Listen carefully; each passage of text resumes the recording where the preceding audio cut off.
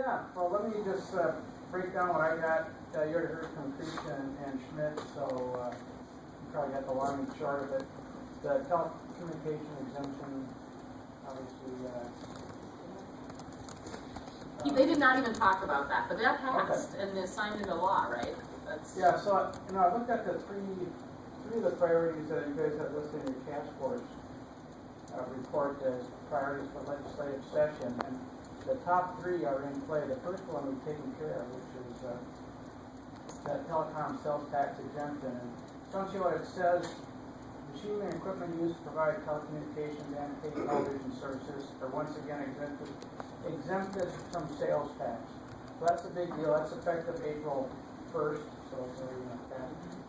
And just for your knowledge, on the House side, what we proposed also was to exempt, the exemption was to include wire, cable, fiber, poles, or conduit, but the Senate would accept that particular item, so that didn't get included. So that might be something over the next period of time, depending how important you think that is over the next year, if as things go forward, if you can make a case for why that's important for broadband deployment, and I think that's something to consider.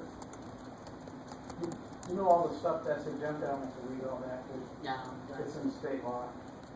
The mapping, Creature probably talked about that. Worked with Ron and Representative Simonson on the mapping to make sure that got in the bill. We have a budget surplus. We already know it's $1.23 billion in the February forecast. So what we had to try to figure out then is how to best use that money in a way that made sense for the state of Minnesota.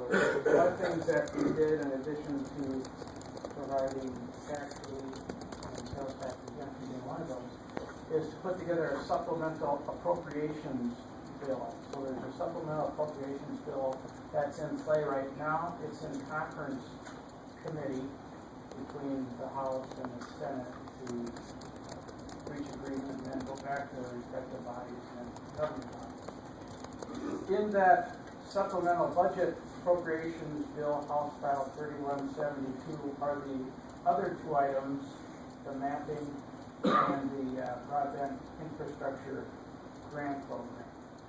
So in the House side, there's $25 million for the grant program, and then in addition, not part of it, but in addition, there's $450,000 for Connect Minnesota mapping. And that's not just the rest of this biennium, that would be into the following biennium, is that correct, on that 450? That's coming out of the general fund. Okay. I believe it's one time. One time, okay. So no tails again. We talked a little bit about tails. I was explaining the... I'm pretty confident there's no tails on it, but I can follow up on that. You know? I think that is correct. Yeah, I think that's correct.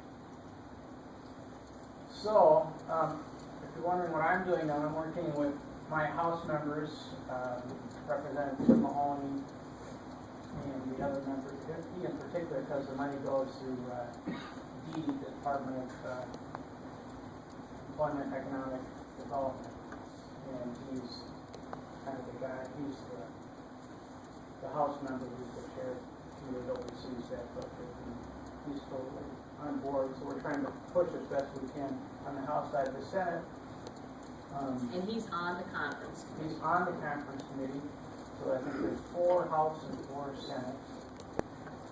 The Senate doesn't have the mapping, it doesn't have the broadband grant program, so we're trying to get them to obviously accept what we have, and if possible, to increase the amount in the grant program. You probably heard the governor has spoken in favor of the broadband investment monies twice now, I think. So that's a good sign. He's been kind of quiet about it during session, if not a little bit holding back, shall I say. So I am optimistic that we'll be able to move something forward. I think we have some good advocates on the conference committee, certainly on the House side. I don't understand always the politics of the Senate side, but they might be able to explain that better than I.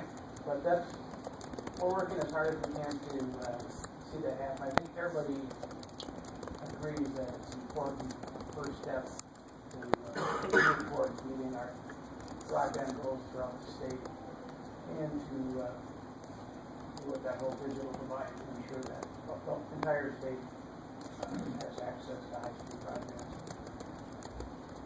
There was some concern, I think, about whether there were projects ready to go now, whether it made sense to wait until the next biennium to deal with this. I'm confident, as do I think others, that the time is right now to get moving forward and to continue this type of work in addition to what we're doing now.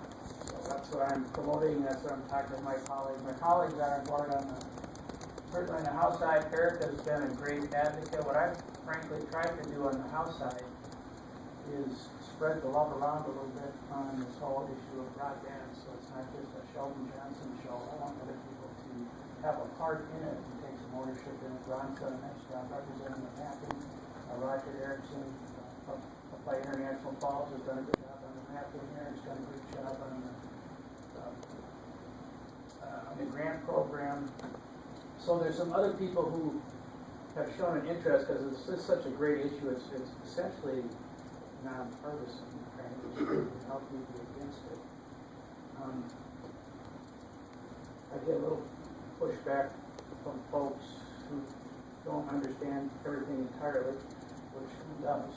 That it's a giveaway to whatever the telecom companies.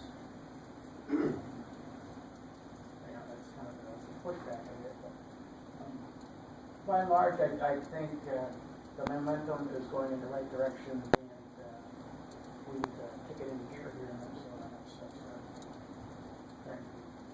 That's very helpful.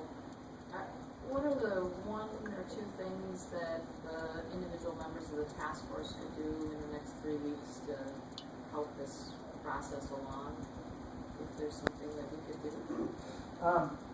Well, the key, it's not real complicated, I guess, is the Senate. So you have some connections with the senators that are on the conference committee in particular. Senator Sparks has always been open, Dan Sparks from the Austin area, to doing this, and he speaks very favorably about it. So it's always good to encourage the folks that this is important, it's necessary, the time is now. So any connections, you can go online and look at who's on the conference committee on the Senate side and tell them, boy, we really